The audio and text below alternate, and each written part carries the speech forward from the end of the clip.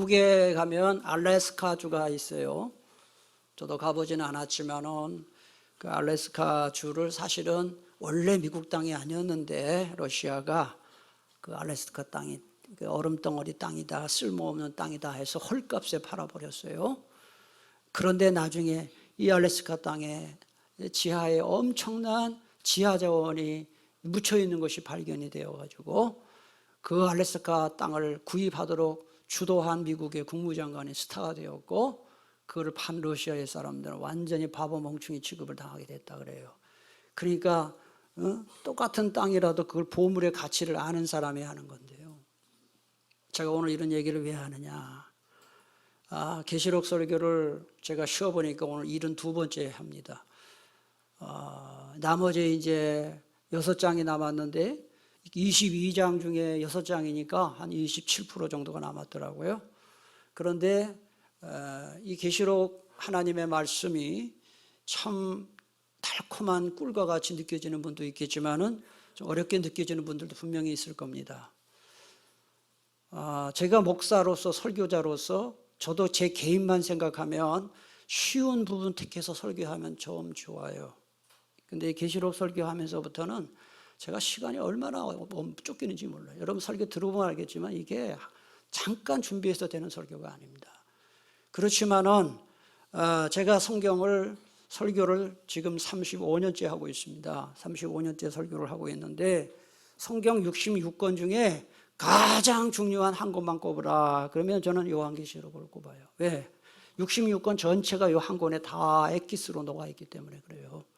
그러니까 이 말씀을 잘 들어야 되는데 이제 걱정은 여러분들 중에 이걸 어려워하시는 분들이 분명히 있을 텐데 맨날 죽만 먹으면 안 돼요. 좀 딱딱한 밥도 먹고 갈비도 뜨고 이래야죠. 또 죽도록 설교 준비하는 저를 봐서라도 은혜 받으시기 바랍니다. 이제 다 왔습니다. 끝까지 할 겁니다. 저는 22장 마지막 장까지 할 건데 여러분들도 계시록 설교요, 제가 생색내는 게 아니라 계시록 설교를 1장부터 22장까지 다 한 목사님 몇 프로나 될까요? 1%도 안 됩니다. 그만큼 어려운 설교입니다. 그러니까 여러분들이 여러분에게도 유익하고 또 꼭 알아야 할 말씀인 줄 알고 오늘도 말씀에 은혜 받으시기를 바랍니다. 왜 하필 오늘 이 얘기를 할까요? 조금 어렵습니다. 예방주사 놓는 겁니다. 지금 전 세계에서 전쟁이 2개의 전쟁이 벌어지고 있습니다. 러시아와 우크라이나 전쟁, 이스라엘과 하마스 전쟁이 벌어지고 있어요. 요한계시록에도 3개의 전쟁이 나와요. 마병대 전쟁이 나와요. 9장에 나와요. 다 말씀드렸어요. 오늘 본문에 나오는 16장에는 아마겟돈 전쟁이 나와요. 그 다음에 20장으로 넘어가면은 곡과 마곡의 전쟁이 나와요. 여러분 이 세 전쟁 아마 제가 한 번은 말씀을 드렸는데 이 세 전쟁 중에서 여러분들이 가장 많이 들어본 전쟁이 무슨 전쟁이에요? 아마겟돈 전쟁이에요. 이거는 예수 안 믿는 사람들도 많이 들어본 전쟁이에요. 그래서 인터넷 찾아보면은 아마겟돈 전쟁 딱 치면 이런 장면이 나와요. 핵전쟁이죠. 핵전쟁. 왼쪽에 핵전쟁이죠. 그리고 이 아마겟돈이라는 이 영화가 나왔습니다. 오래전에 나왔습니다.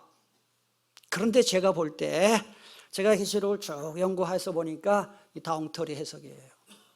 영화도 엉터리로 그 다음에 이미지도 다 이거 맞는 해석이 아닙니다. 그래서 오늘 설교를 여러분이 잘 듣고 나면은 이 아마겟돈 전쟁이 뭐냐 오늘 깨닫는 역사가 있기를 축복합니다.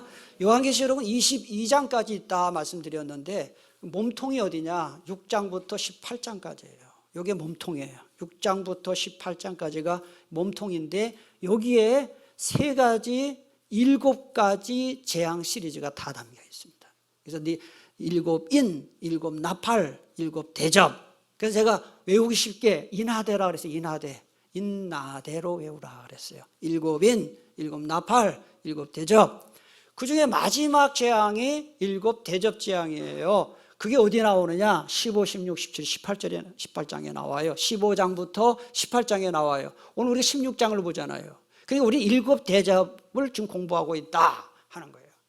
오늘 16장은 지난번에 공부한 1절부터 9절까지는 네 앞에 처음 네 재앙이고, 오늘 10절부터 21절까지는 나머지 세 재앙입니다.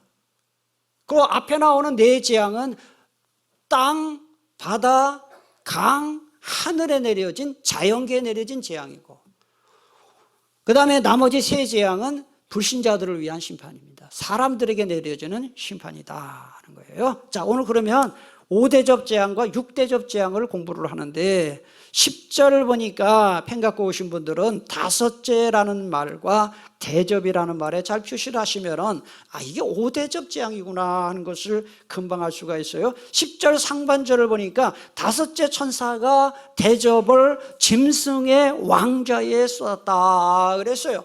여기 짐승은 뭐 소나 양이나 돼지나 이런 짐승이 아니고, 이 짐승이 뭐냐? 사탄의 사주를 받아서 하나님과 교회와 그리스도인들을 공격하는 모든 세력들을 상징합니다.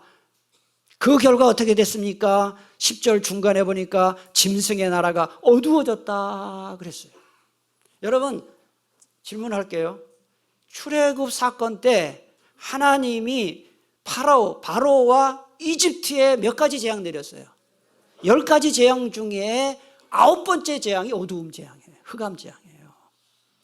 그러니까 이 어두움은 하나님이 심판할 때 나타나는 중요한 현상 중에 하나인 것을 알 수 있어요.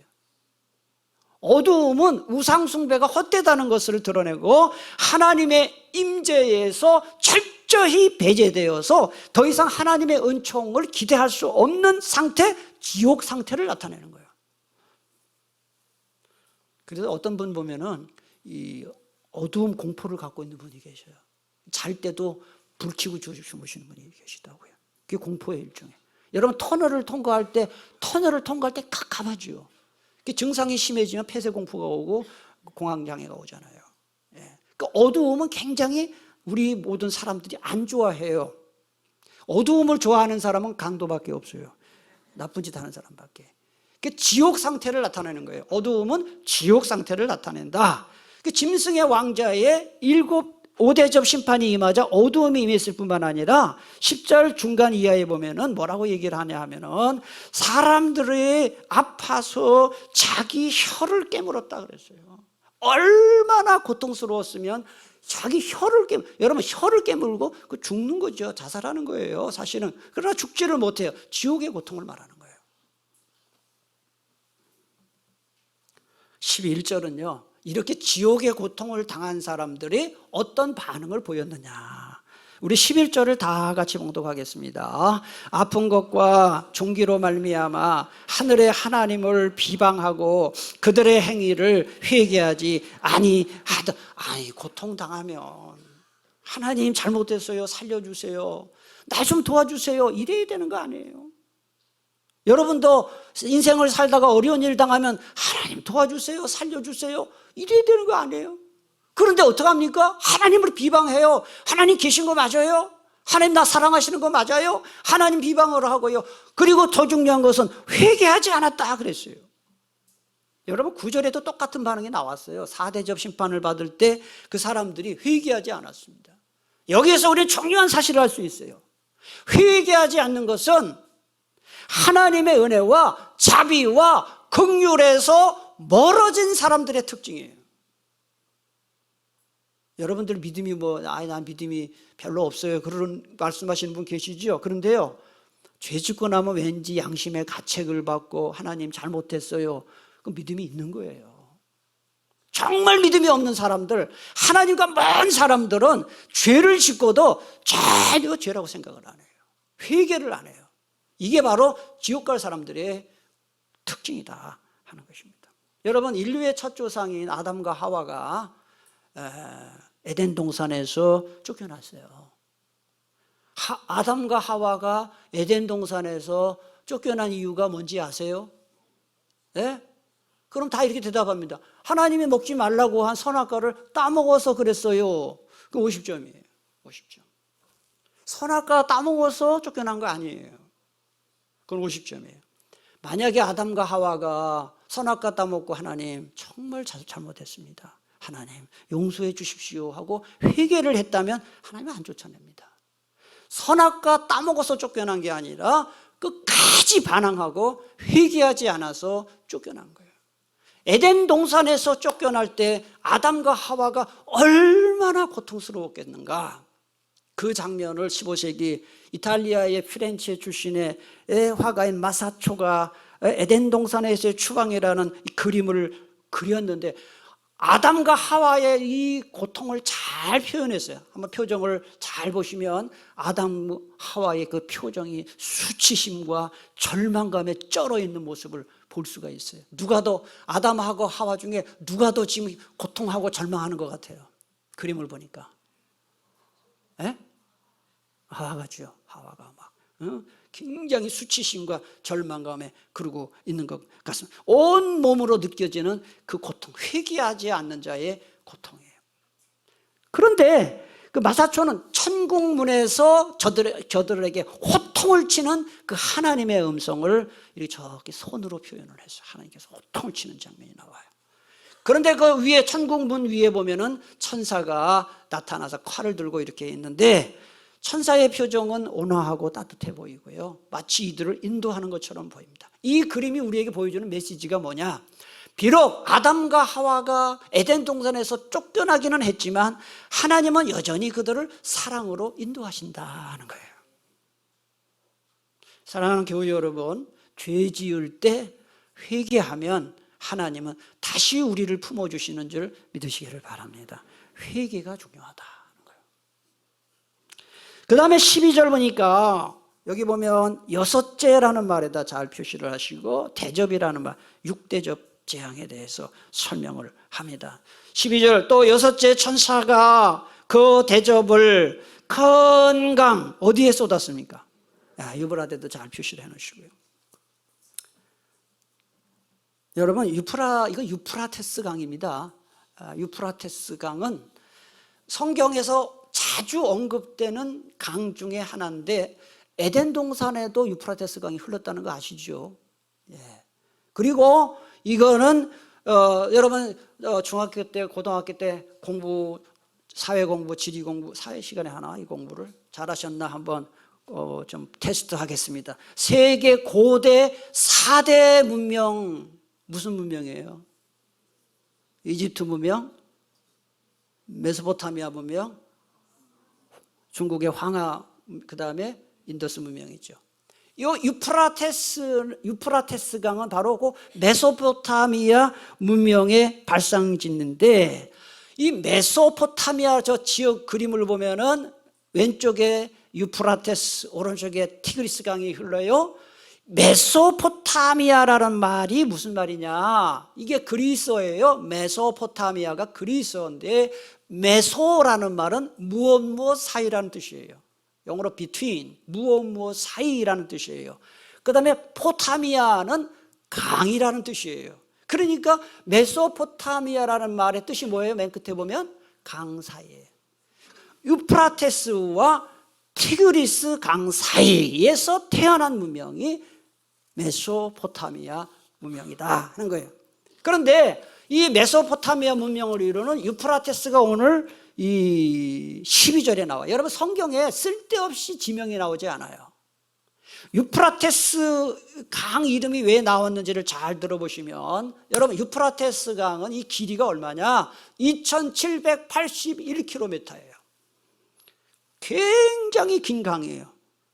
그럼 이게 와닿지 않죠? 우리나라 한강을 한번 생각해요. 한강이 몇 킬로인지 아세요? 저 상류부터 하류까지 한강의 길이가 494km예요. 그러니까 유프라테스 강은 한강의 5.6배나 되는 긴 강이에요. 그리고 항상 강에 물이 넉넉했어요. 그러니까 어떤 일을 여러분 긴 강이면서 물이 넉넉하다 보니까 자연적으로 유프라테스 강은 나라와 나라의 경계선, 국경선 역할을 했다는 거예요. 이게 오늘 본문에 나오는 중요한 이유죠. 여러분 북한과 중국의 국경선 역할을 하는 북한에 두 강이 있습니다. 무슨 강과 무슨 강입니까? 압록강과 두만강이잖아요. 그런 거예요. 그래서 하나님께서 창세기 12장에 아브라함을 부르셔서 내가 네 후손에게 이 팔레스타인 땅을 줄 것이다 라고 얘기했을 때 동쪽 국경이 바로 유브라데예요. 찾아보면 나와요.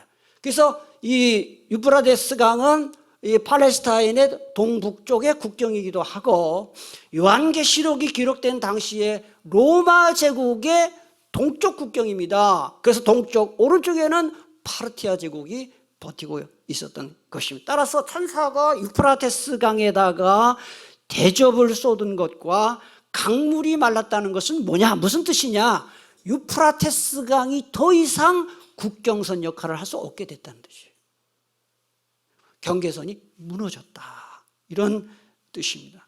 여러분, 성경에 보면 강물이 마르는 것은 하나님께서 구원 심판을 행할 때 나타나는 중요한 징조로 사용됩니다. 또 질문하겠습니다. 이스라엘 백성들이 이집트에서 출애굽했을 때, 나왔을 때 맨 먼저 맞닥뜨린 바다, 무슨 바다예요? 홍해. 요새 홍해 난리 났죠. 홍해 난리 난 거 아시죠? 그 후티, 그 예멘의 후티 반군이 막 유조선들 막 상선 공격해서 거기서 중동 전쟁처럼 막 지금 벌어지고 있잖아요. 거기가 홍해예요. 홍해가 말랐죠. 그래서 홍해로 마른 땅으로 이스라엘은 구원받고 이집트 군대는 심판받았죠. 구원과 심판이 같이 있을 때 강물이 말랐다, 이런 표현 써요.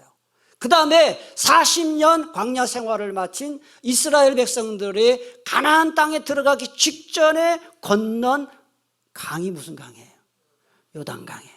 요단강을 마른 땅같이 건넜어요. 이스라엘의 구원이요, 그 팔레스타인 땅 가나안 족속의 심판입니다. 그러니까 구원과 심판이 나타날 때 항상 강물이 마르고 바닷물이 말랐다. 유프라테스 강이 말랐다는 것은 국경선이 무너졌다는 것이고 구원과 심판이 이루어진다, 이런 뜻이다 하는 것을 알 수가 있습니다. 자, 12절 하반절을 보면은 다 보세요. 12절 중간에 강물이 말라서 동방에서 오는 왕들의 길이 예비되었다 그랬어요. 유프라테스 강 오른쪽에는 유목민족인 파르티아 제국이 버티고 있었는데, 이 파르티아 제국은 늘 로마 제국이 볼 때 적국 1호예요. 1호예요. 왜냐하면 이 파르티아 사람들은 이 기마 궁수들이 굉장히 능했어요. 이 그림이 남아있을 정도로. 그래서 로마 제국이 경계 1호가 파르티아 민족입니다. 따라서 유프라테스가 무너졌다, 강물이 말랐다, 동방의 왕들이 온다 하는 것은 무엇을 말하느냐? 경계선이 무너져서 전쟁이 벌어진다. 그런데 사실 이런 역사적인 사실은 배경일 뿐 12절은 그걸 말하는 게 아니라 세상 종말의 상태를 설명합니다. 다시 말해서 유프라테스 강이 말라서 국경선이 없어진 것처럼 동방의 왕들, 사탄을 상징합니다. 사탄의 군대와 하나님의 군대 사이에 경계선이 무너져가지고 인류 종말에 엄청난 전쟁이, 영적 전쟁이 벌어질 것이다. 그게 바로 요 유프라테스 전쟁입니다. 여러분, 예수님이 재림하실 날이 가깝고 세상 종말이 가까워질수록 교회와 세상 사이에 경계선이 자꾸 무너집니다. 그래서 교회가 자꾸 세속화됩니다. 교회가 돈 하고, 그 다음에 막 족벌이 되고, 교회가 막, 여러분, 교회가 족벌 가족이 된 교회들이 없지 않습니다. 그래서 이 세습이라는 것이, 담임 목사 세습이 그런 점에서 그 부득이한 경우도 있지만 대부분의 경우에는 옳지 않습니다. 지금 자꾸 이 기업 대물림되듯이 이 교회가 대물림되고, 세속화의 물들이 자꾸 들어와서 교회와 그리스도인들을 공격하는데 앞으로 점점 더 그럴 거예요. 그 대표적인 움직임이 바로, 여러분 들어보셨는지 모르겠습니다, 뉴에이지 운동이에요. 뉴에이지 운동. 이 운동은 기존의 사회, 문화, 종교에 더 이상 이 만족을 하지 못하는 사람들이, 영적 공허를 느낀 사람들이 일으키는 운동인데요, 이거는 반기독교 운동, 안티예요. 안티. 유일신 다 부정해요. 범신론을 주장합니다. 모든 게 신이다. 내가 좋으면 그게 진리다. 선이 없다, 악이 없다, 기준 없다. 내가 좋으면 된다. 반기독교. 뉴에이지 운동가인 앨리스 베일리라는 사람이 75년 전에 기독교 파괴 10가지 전략이라는 글을 썼어요. 그런데 여러분 놀랍게도요, 요 일이 지금 우리나라를 포함해서 전 세계의 정부와 의회에서 그 전략대로 그대로 좀 추진하고 있습니다. 한번 잘 들어보세요. 어떤 주장을 했는지. 첫째, 교육 시스템에서 하나님과 기도를 없애라. 이게 첫째예요. 여러분, 대표적인 기독교 국가인 미국, 지금 초등학교 모든 학교에서 기도 없앴습니다. 종교의 자유가 제한받는다 해서 없애버렸습니다. 십계명 거는 거 다 없앴습니다. 이게 바로 그 현상입니다. 두 번째, 아이들에 대한 부모의 권위를 축소시키라. 우리나라도 말이죠, 부모가 애를 정말 정당하게 체벌을 해도 이게 문제가 됩니다. 애가 핸드폰 걸어가지고 112 전화 걸어가지고 아동학대하고 있습니다. 우리 엄마 아빠가. 경찰 옵니다. 셋째, 유대 기독교 전통을 지닌 가정의 구조를 파괴하라. 가족이 파괴되고 있어요. 넷째, 프리섹스 사회를 만들고 낙태를 합법화하라.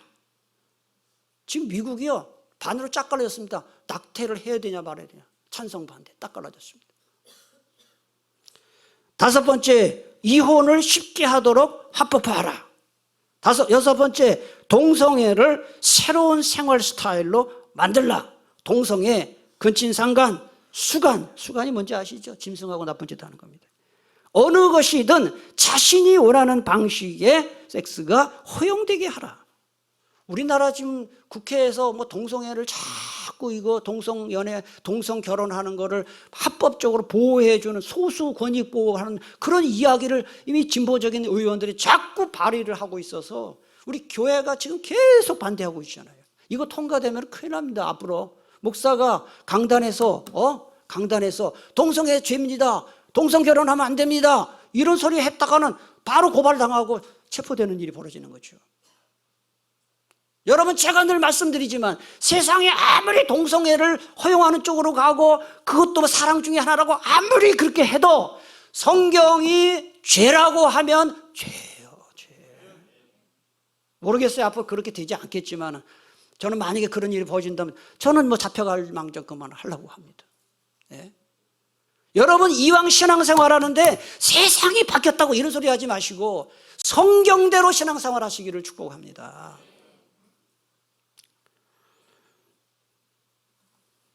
일곱 번째, 예술의 품격을 떨어뜨려 미친 예술이 되게 하라. 여덟 번째, 인간의 사고방식을 바꾸는 미디어를 활용하라.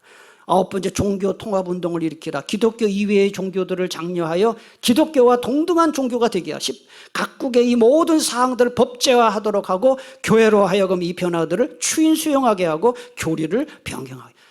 이 10가지가요 지금 우리 국회에서도 정부에서도 계속 추진되고 있는 게 많이 있어요. 이 마귀의 장난이에요. 여러분, 정신 똑바로 차려야 됩니다. 이 세상이 자꾸 이상하게 되고 교회도 자꾸 세상을 따라가고 안 돼요. 안 돼. 다시 말씀드립니다. 여러분, 말씀대로 사시기를 바랍니다.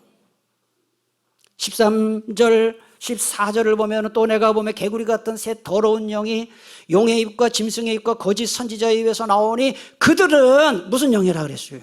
귀신의 영. 잘 표시를 해놓으세요. 뉴에이지 운동을 포함해서 교회와 그리스도인들을 파괴하는 모든 사상, 행동 전부 이게 마귀의 장난이고 귀신의 영들이 하는 짓이다. 지금 그 얘기하는 거예요. 이 귀신의 영을 13절에 보면 개구리 같은 더러운 영이다 그랬어요. 개구리 같은 더러운. 개구리 여러분 보셨죠? 개구리가 예쁩니까? 별로 예쁘지 않죠. 개구리는, 자, 또 퀴즈. 이집트에 내린 10가지 재앙 중에 개구리 재앙은 몇 번째 재앙이냐? 2번째 재앙이에요. 온 천지에 개구리가 있어요. 침대에 가도 개구리가 개구리. 밥 식탁에도 개구리가. 개구리는 율법에 따르면 부정한 동물이에요. 개구리 우는 거 들어보셨습니까? 더운 여름날 낮에는 매미 울어대고 밤에는 개구리 울어대고. 저는 시골에 살아가지고 논 옆에 앞에 논도 있고 밭도 있고 그랬는데요. 개구리 우는 소리 이거요, 잠을 못 잘 정도로 큽니다. 밤새 울어댑니다. 근데 개구리 울음소리는 의미가 없습니다. 그래서 여기 개구리가 괜히 사용된 게 아닙니다.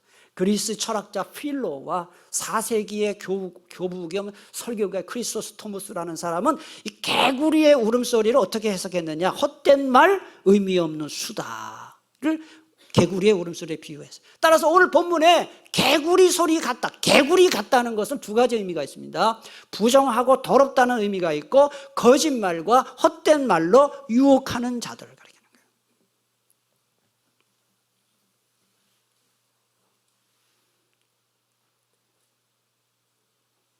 제가 지금 잠깐 침묵하는 이유가 있습니다. 눈을 뜨십시오. 눈 감으신 분들. 13절 더러운 영이라고 할 때 이 더러운이라는 단어는 더러운 귀신, 마귀를 표현할 때 자주 사용된 똑같은 단어입니다. 새 더러운 영이라는 것은 삼위일체 하나님, 여러분 삼위일체 하나님이 누구예요? 성부, 성자, 성령, 이 삼위 하나님을 패러디한 겁니다. 새 더러운 영. 그래서 이 사탄의 삼위일체는 죄송합니다, 따라합시다. 용, 짐승, 거짓 선지자. 이게 13절에 다 나와요. 이게 사탄의 삼위일체예요. 용은 사탄이고, 그 다음에 짐승은 바다짐승, 정치 권력을 가진 바다짐승, 거짓 선지자는 종교 권력을 가진 땅짐승, 666이에요. 자, 14절에 보니까 사탄의 삼위일체가 왜 더러운 영인지 이유를 설명합니다. 14절입니다. 그들은 귀신의 영이라 이적을 행하여 온 천하 왕들에게 가서 하나님 곧 전능하신 이의 큰 나라에 있을 전쟁을 위하여 그들을 모으더라. 이게 온 천하의 왕들이라는 것은 온 세상의 권력자들을 말하는 거예요. 12절에 보면 동방에서 오는 왕들, 같은 왕입니다. 그 다음에 하나님 곧 전능하신 이의 큰 나라에 있을 전쟁이라는 것은 예수님이 재림하셔서 사탄의 군대와 벌이는 인류 최후의 전쟁을 말하고요. 이적을 행한다는 것은 하나님의 군대에 맞서서 전쟁에 동참하도록 선동하기 위해서 거짓 이적을 보여주는 것입니다. 이게 전부 사탄 하는 짓이다. 마태복음 24장 24절, 자 우리 앞에 보시고요, 우리 함께 읽겠습니다. 시작. 거짓 그리스도들과 거짓 선지자들이 큰 표적과 기사를 보여 할 수만 있으면 택하신 자들도, 여러분 이단의 교주들이요, 병 고치죠. 병 고칩니다. 고치는 겁니다. 진짜 무당들 병 고쳐요, 못 고쳐요? 고칩니다. 그거 가짜 고치는 거 아닙니다. 다 사탄이 하는 겁니다. 사탄은 힘이 셉니다. 죽은 사람 살리는 것 빼고는 다 합니다. 이게 다 거짓입니다. 거짓 영이 하는 짓이다. 데살로니가 후서 2장 9절 10절, 악한 자의 나타남은 사탄의 활동을 따라 모든 능력과 표적과 거짓 기적과 불의의 모든 속임으로 멸망하는 자들에게 있으리니 그랬어요. 여러분 거짓말, 가짜뉴스, 거짓 가르침 전부 사탄이 사람 속이는 짓이다 하는 것을 알아야 돼요. 오늘날 우리나라에서 지금 전 세계에서, 우리나라 제가 볼 때 그래요. 지금 뭐가 가장 문제냐, 애들부터 시작해서 어른들까지 지금 뭐가 문제냐, 유튜브가 문제예요. 심각합니다. 왜요? 가짜 내용이 많아요. 편향적인 내용이 많아요. 요새 유튜버들 엉터리들 많아요. 자극하는 내용들. 그래서 유튜브 보고 어디 투자했다가 망한 사람들, 사기 피해 당하고, 유튜브가 막 명예훼손시키고 심지어 가정을 파괴시키고. 예? 저는 제 개인적인 생각입니다만은 얼마 전에 죽은 마약 혐의로 추사받다가 죽은 그 남자 배우 반은 타살입니다. 반은. 언론이 그렇게 하면 안 됩니다. 예? 우리 대한민국 헌법에 무죄 추정의 원칙이 있습니다. 법원에서 유죄로 판결이 날 때까지는 무죄로 추정한다는 헌법의 법칙이 있습니다. 그런데 이 언론이 정치인들, 배우들, 연예인들, 체육인들 그냥 검찰 가면 무조건 비난을 한다고요. 그래서 어떻게 살겠어요? 타살이죠. 그리고 이 가짜 뉴스들, 가짜 뉴스가 대통령 선거에서 당락에 영향을 미치는 일 여러분 보셨잖아요. 우리나라. 예? 광우병 파동이 났잖아요. 미국 수입산 쇠고기는 그 광우병 그거 유발한다. 그래서 촛불 집회하고 그래가지고 이명박 대통령이 됐을 때 초기에 아주 대통령이 되자마자 그것 때문에 얼마나 힘들었어요. 제가 이명박 대통령 잘했다가 아닙니다. 오해하지 마셔요. 그 광우병 파동 때문에 그 촛불 집회 가지고 소고기 그거 먹으면 죽는다가 지금 소고기 얼마나 잘 잡아먹습니까? 사 먹습니까? 수입산 쇠고기. 천안함이 천안함이 폭침당했을 때 이거는 자작극이다. 유튜브에서. 세월호 침몰 때도 이건 뭐 하여튼 이 가짜뉴스. 이 나라를 망하게 하는 거예요. 사탄이 최고 잘 쓰는 전략이 거짓말이에요. 특히 이단 교주들을 통해서. 요한복음 8장 44절에 보니까 마귀는 같이 읽겠습니다. 마귀는 진리가 그 속에 없으므로 진리에 서지 못하고 거짓을 말할 때마다 제 것으로 말하나니 이는 그가 거짓말쟁이요 거짓의 아비가 되었습니다. 여러분 부부 간에 부모 자식 간에 교회 교우들 간에 절대 거짓말하지 마세요. 거짓말은 그 아버지가 누구라고요? 사탄이에요. 마귀예요. 그러니까 거짓말하는 건 마귀짓 하는 거예요. 관계 다 깨져요. 어떻게 하면 우리가 이 거짓말, 가짜뉴스, 거짓 가르침을 물리칠 수 있을까? 방법이 있을까? 있습니다. 뭐냐? 진리의 말씀인 성경을 가까이 하면 되는 거예요. 성경 말씀 읽고 묵상하고 암송을 많이 해보세요. 딱 들었을 때 아이 저거 거짓말 금방 알아요. 성경이 딱 머릿속에 있으면. 그래서 올해 한 해 여러분들 성경을 가까이 하고 암송하고 묵상하고 해서 참과 거짓을 잘 분별할 수 있게 되기를 축복합니다. 16절 인류의 마지막 전쟁 아마겟돈 전쟁으로 이제 설명을 합니다. 여러분 아마겟돈 전쟁은요 영화로도 많이 나왔는데 성경 전체에서 가장 크게 오해받는 개념 중에 하나가 아마겟돈이에요.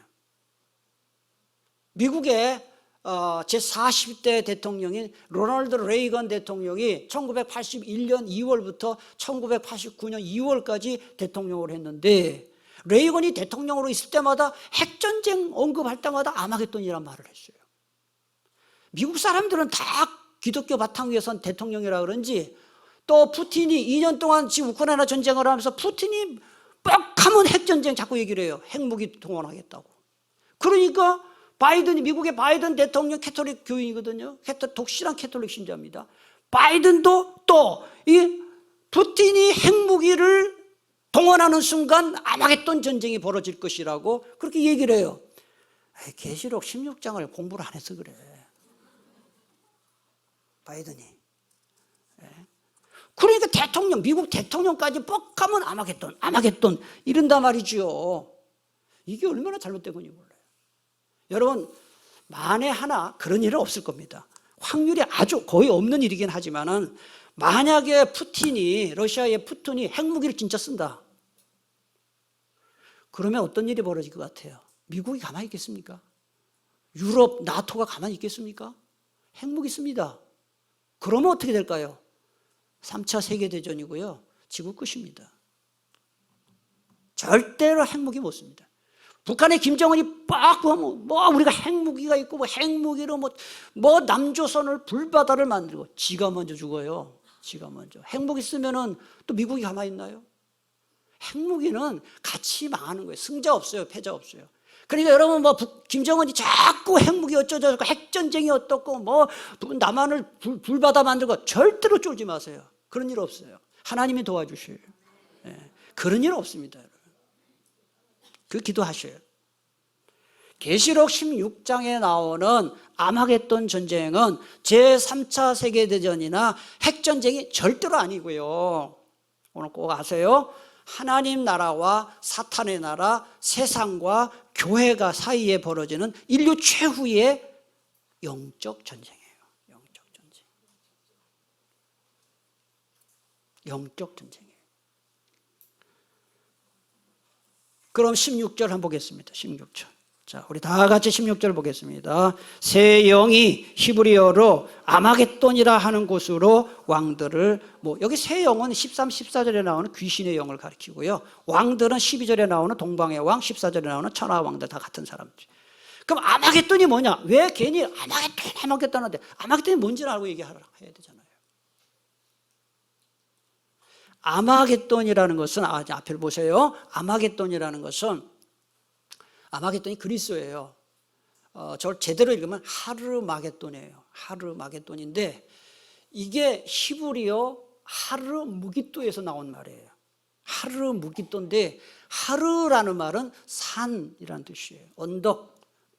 마겟돈은 무깃도에서 나오는, 무깃도가 지명이에요. 그래서 아마겟돈이라는 말의 뜻이 뭐냐? 맨 밑에 나와요. 한번 읽어보겠습니다. 시작. 무깃도의 산 또는 언덕이라는 뜻이에요. 그럼 무깃도가 어디냐? 또 이걸 알아야 되잖아요. 그러니까 오늘 이게 어려운 거예요. 참 진짜 되게 어려워요. 진짜 오늘 설교하기 힘드네요. 이 무깃도가 어디냐? 저게 팔레스타인, 이스라엘 왼쪽이 지중해고요. 맨 밑에 이집트가 있고요. 저 위쪽으로 올라가면은 아시리아, 바벨론, 지금의 이란, 이라크가 있어요. 그래서 밑에 이집트에서 저 위쪽으로 쳐들어가요. 아시리아, 바벨론, 페르시아, 헬라 제국, 로마 제국 쳐들어갈 때 꼭 거치는 곳이 어디예요? 무깃도 거쳐가야 돼요. 우리나라 6.25 전쟁 때 백마고지 전투 유명하죠. 제가 백마고지 살았잖아요. 우리 집이 백마고지 살았잖아요. 백마고지가 왜 유명해요? 저 무깃도예요. 예. 또 북쪽에 아시리아, 바벨론, 페르시아, 헬라, 로마 제국이 또 이집트 치려고 그러면 또 무깃도 통과해요. 완전 동네 북이에요. 이스라엘이. 무깃도. 이 무깃도 하나만 점령하면요, 도시 1000개를 점령하는 것보다 낫다. 이런 말. 나폴레옹, 18세기 나폴레옹이 무깃도에 왔었어요. 나폴레옹이 뭐라고 얘기했는지 아세요? 이곳은 전 세계 군대들이 싸우기에 안성맞춤이다. 그래서 로마 제국 시대에 이 로마 군대를 무깃도에 상주시켰습니다. 그런데 이제 이게 결론입니다, 여러분. 아마겟돈, 무깃도의 산이라고 했는데 이거는 지리적인 의미가 절대로 될 수 없는 이유입니다. 실제로 무깃도에 가면 지금 현재 무깃도 사진을 보여주십시오. 무깃도 저렇게 산이 아닙니다. 이게 40m 둔덕입니다. 40m, 해발 40m. 그 산이 아니에요. 무깃도에는 산이 없어요. 평야입니다. 따라서 아마겟돈이라는 말은 지리적으로 해석하면 안 되고 다 상징으로 해석이 된다 하는 거예요. 그래서 아마겟돈 전쟁은 창세기 3장부터 지금까지 계속된 하나님과 마귀, 교회와 세상 간의 마지막 전쟁으로서, 잘 들으세요, 예수 그리스도를 총사령관으로 하는 교회의 군대가 사탄을 총사령관으로 하는 사탄의 군대를 물리치고 승리할 것이 확실한 영적 전쟁이다 하는 거예요. 그러므로 어떻게 살아야 돼요? 여러분, 예수님을 중심으로 사세요. 예수님과 동행하세요. 그래서 이 아마겟돈 전쟁이 그렇게 중요하기 때문에 예수님이 오늘 15절에 직접 나오셨어요. 계시록에서 예수님 직접 안 나와요. 천사 보내는데 15절에서 예수님 직접 나와서, 자, 이제 15절 마지막으로 함께 봉독하겠습니다. 보라, 내가 도둑같이 오리니 누구든지 깨어 자기 옷을 지켜 벌거벗고 다니지 아니하며 자기의 부끄러움을 보이지 아니하는 자는 복이 있도다. 아멘. 예수님이 도둑같이 오신다는 게 무슨 뜻이에요? 여러분, 도둑놈이 올 때 여러분 카톡에 문자에서 나 몇 년, 몇 월, 며칠, 몇 시에 갈 테니까 잘 대비하고 있거라, 그렇게 합니까? 도둑은 어떻게 옵니까? 갑자기 옵니다. 도둑같이 예수님이 오신다는 것은 생각하지 못한 때 갑자기 오신다는, 주님의 재림이 그래요. 데살로니가전서 5장 2절 우리 함께 같이 읽겠습니다. 시작. 주의 날이 밤에 도둑같이 이를 줄을 너희 자신이 자세히 알기 때문에. 베드로후서 3장 10절 그러나 주의 날이 도둑같이 온다. 제가 계시록을 연구하면서요, 세상 종말은 멀지 않았다고 생각해요. 돌아가는 거 보세요. 이게 지구가 이거 살겠습니까? 이래서. 예. 예.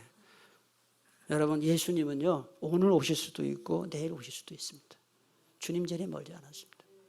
그럼 어떻게 해야 되느냐? 그래서 오늘 15절이 결론입니다. 두 가지를 잘 알아. 첫째, 깨어 있으라 그랬어요. 15절 깨어 그랬어요. 영적 잠에 빠지거나 세속화되지 않도록 늘 정신 차리라 이 말이에요. 그런데 깨어있으라는 말은 한마디로 말하면 기도하라는 거예요. 마가복음 13장 33절 주의하라 깨어있으라 그때가 언제인지 알지 못함이라. 마태복음 26장 41절 다 같이 시작. 시험에 들지 않게 깨어있어 기도하라. 어떻게 하는 게 깨어있는 거라 그랬어요? 기도. 하나 더 골로새 4장 2절 기도를 항상 힘쓰고 기도에 감사함으로 깨어있으라. 여러분 기도 안 하면요 믿음 다 떨어져요. 제가 올해 기도 많이 강조하지요. 기도 많이 하세요. 매일 하세요. 그리고 마지막 옷을 지켜서 벌거벗고 다니지 말아야 된다 그랬습니다. 벌거벗고 있다가 공격받으면 대책이 없지요. 옷을 지킨다는 게 뭐냐? 예수 그리스도의 보혈로 죄 씻음 받아서 새로워진 옷입니다. 구원받은 신분에 걸맞게 변화된 삶을 살아야 된다. 그래야 주님 오실 때 복 받는다. 그래서 오늘 15절 끝에 보면 복이 있도다. 요한계시록에 복이 있다는 말이 7번 나와요. 칠복이에요. 칠복을 관통하는 주제가 뭐냐? 영적으로 깨어있는 삶이에요. 19세기 미국의 유명한 설교자이자 전도자인 무디가 이렇게 말했습니다. 이 말을 잘 들으세요. 가장 많이 무릎 꿇는 사람이 가장 든든하게 서 있다 그랬어요. 기도하겠습니다. 오늘 주신 말씀 붙들고 하나님 오늘 말씀을 통해 정말 종말신앙, 재림신앙, 내세 대망신앙을 갖고 살게 해 주시옵소서. 기도합시다. 교회와 그리스도인들이 세속화되지 않도록 우리 자신이 세속화되지 않도록 말씀으로 굳게 무장하게 해주세요. 기도하시고 기도에 늘 힘써서 영적으로 깨어있게 해주시옵소서. 우리 함께 기도하겠습니다. 하나님 아버지 감사합니다. 오늘도 계시록 말씀을 통해서 주님 오실 날이 멀지 않았다. 재림신앙, 종말신앙, 내세 대망신앙을 갖고 살기를 원합니다. 교회와 그리스도인들이 세속화되지 않기를 원합니다. 말씀으로 굳게 무장하기를 원합니다.